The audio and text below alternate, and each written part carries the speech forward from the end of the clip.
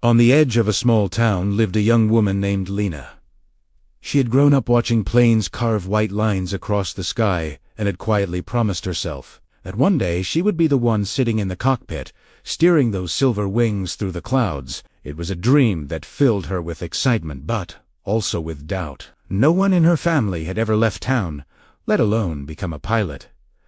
"Be sensible," people often told her. "Dreams like that belong to other people." For a long time, Lina believed them. She finished school, took a simple job, and tried to be content. Yet every time she heard the distant hum of engines, something inside her stirred. One evening, she stood outside beneath a wide orange sunset and realized that the ache she felt was not going to disappear. She was not lacking a dream, she was lacking the courage to chase it. The next morning, she made a decision. With shaking hands, she enrolled in a ground school program. The first weeks were hard. Weather charts, complicated instruments, aerodynamic calculations, everything seemed written in another language. There were nights she sat with her head on the table, exhausted, wondering if everyone had been right about her after all. But each time she thought of quitting, she returned to the airfield. She watched students lift off and vanish into the blue, and she reminded herself why she had started. Slowly,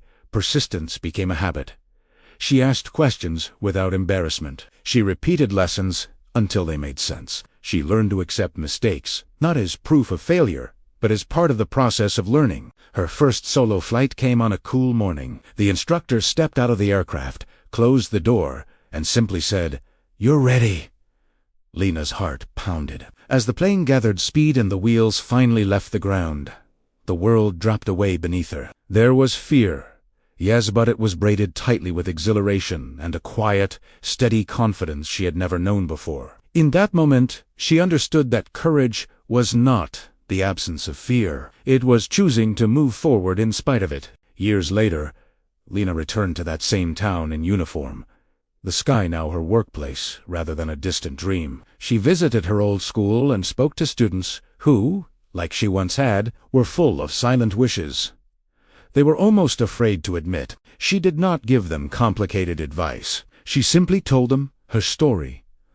The hesitation, the doubts, the setbacks, and the small, stubborn steps that carried her through. She reminded them that dreams are not granted magically. They grow where determination and bravery meet. And as she finished, she looked at the rows of faces before her and said, "Possibility lives on the other side of courage. Whatever your sky looks like, dare to pursue it."